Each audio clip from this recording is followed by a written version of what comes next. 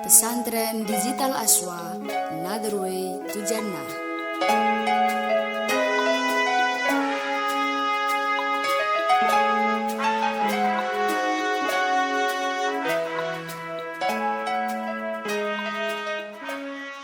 Assalamualaikum warahmatullahi wabarakatuh. Bismillah, alhamdulillah, wassalatu wassalamu ala sayyidina Muhammad ibni Abdillah wa ala alihi wa sahbihi wa mawalah, amma ba'dah. Teman-teman santri digital yang berbahagia, pada pertemuan sebelumnya kita sudah sedikit menyampaikan tentang definisi bid'ah dan juga pembagian hukum dalam bid'ah ini. Bahwa dalam bid'ah tidak keseluruhannya itu sesat, tidak keseluruhannya tercela. Ada bid'ah yang baik yang disebut dengan bid'ah hasanah. Namun ada beberapa kelompok yang memang menolak dengan tegas adanya bid'ah hasanah, mengatakan bahwa semua bid'ah itu sesuai hadis tercela, tidak ada yang hasanah.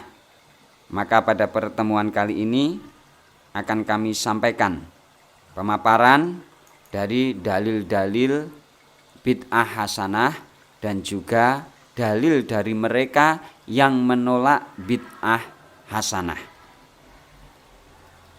Hadis yang dijadikan sebagian kalangan untuk menolak adanya bid'ah hasanah adalah hadis yang berbunyi, An Jabir bin Abdillah qala Rasulullah sallallahu alaihi wasallam, Inna khairal hadis kitabullah wa khairal huda huda Muhammad wa syarrul umur muhdatsatuha wa kullu bid'ah dhalalah. Jabir bin Abdullah berkata, Rasulullah sallallahu alaihi wasallam bersabda, sebaik-baiknya ucapan adalah kitab Allah, sebaik-baiknya petunjuk adalah petunjuk Muhammad, dan sejelek-jeleknya perkara adalah perkara yang baru, dan setiap bid'ah itu kesesatan. Menurut kelompok ini, hadis sangat jelas dan tegas mengatakan bahwa semua bid'ah itu adalah kesesatan.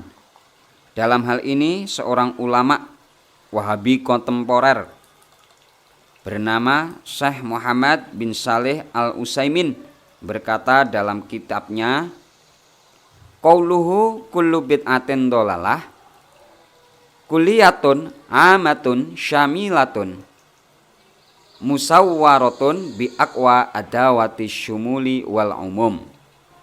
Hadis semua bid'ah adalah sesat bersifat general, umum, menyeluruh tanpa terkecuali, dan dipagari dengan kata yang menunjuk pada arti menyeluruh dan umum yang paling kuat, yaitu kata-kata kullun.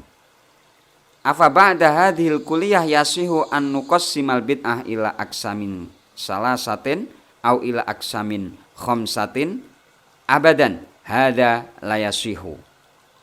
Apakah setelah ketetapan menyeluruh ini kita dibenarkan membagi bid'ah menjadi 3 bagian atau menjadi 5 bagian? Selamanya pembagian ini tidak akan pernah benar. Pernyataan dari hadis tadi memberikan pengertian bahwa hadis semua bid'ah adalah sesat bersifat general, umum, dan menyeluruh terhadap seluruh jenis bid'ah tanpa terkecuali. Sehingga tidak ada satupun bid'ah yang boleh disebut bid'ah hasanah, apalagi disebut bid'ah mangdubah yang mendatangkan pahala bagi pelakunya.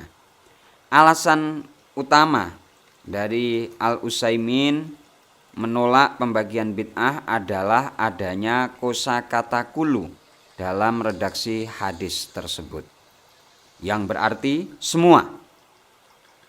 Pertanyaannya sekarang adalah, benarkah kosakata kullu dalam hadis di atas menolak pembagian bid'ah?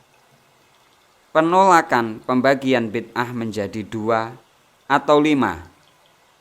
Berdasarkan hadis tersebut masih perlu dipertimbangkan, karena tidak semua kosakata kullu dalam Al-Quran dan hadis bermakna menyeluruh tanpa memiliki pengecualian dan pembatasan.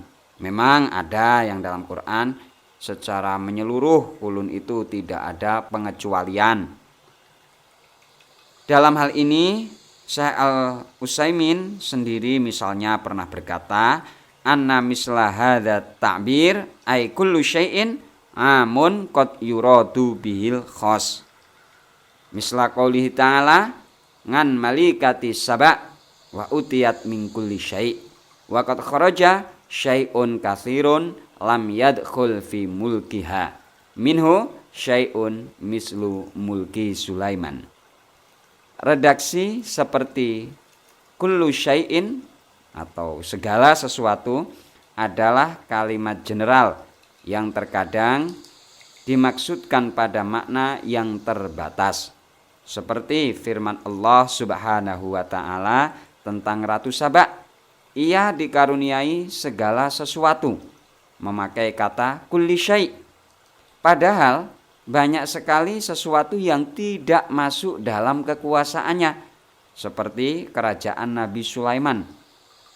Dalam pernyataan di atas, Syekh Al-Utsaimin mengakui bahwa tidak semua kata kullu dalam teks Al-Quran dan Al-Hadis bermakna general, am, tapi ada yang bermakna terbatas atau khos. Bahkan dalam beberapa kitabnya, Syekh Al-Utsaimin juga pernah terjebak dalam pembagian bid'ah menjadi beberapa bagian.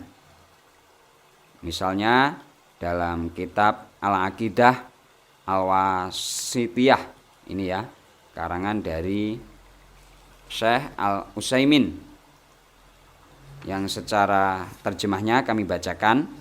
Hukum asal perbuatan baru dalam urusan-urusan dunia adalah halal. Jadi bid'ah dalam urusan-urusan dunia itu halal, kecuali ada dalil yang menunjukkan keharamannya. Tetapi hukum asal perbuatan baru dalam urusan agama adalah dilarang. Jadi berbuat bid'ah dalam urusan agama adalah haram dan bid'ah kecuali ada dalil dari Alkitab dan As-Sunnah yang menunjukkan keberlakuannya. Pernyataan Al-Utsaimin ini membatalkan tesis sebelumnya bahwa semua bid'ah secara keseluruhan itu sesat dan sesat itu tempatnya di neraka.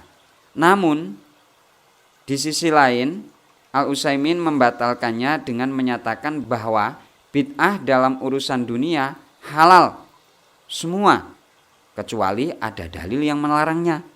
Bid'ah dalam urusan agama haram dan bid'ah semua, kecuali ada dalil yang membenarkannya.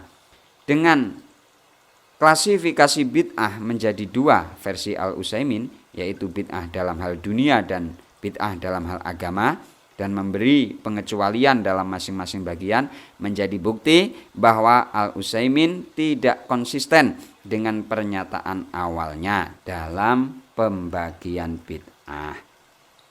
Masih banyak lagi kalau kami sampaikan dalil-dalil yang merujuk pada orang-orang yang menentang pembagian bid'ah ini, menolak pembagian bid'ah, tapi akhirnya mereka mengakui dengan adanya bid'ah hasanah. Dengan demikian para ulama ahli hadis dan ahli fikih berpandangan bahwa hadis semua bid'ah itu sesat adalah kata-kata yang general, am, umum, yang maknanya terbatas atau khos. Dalam hal ini Al-Imam Al-Hafidz An-Nawawi menyatakan, qauluhu wa kullu bid'atin dolalah hadza amun makhsusun wal muradu ghalibul bid'ah. Sabda Nabi, semua bid'ah adalah sesat, ini merupakan kata-kata umum yang dibatasi dengan jangkauan.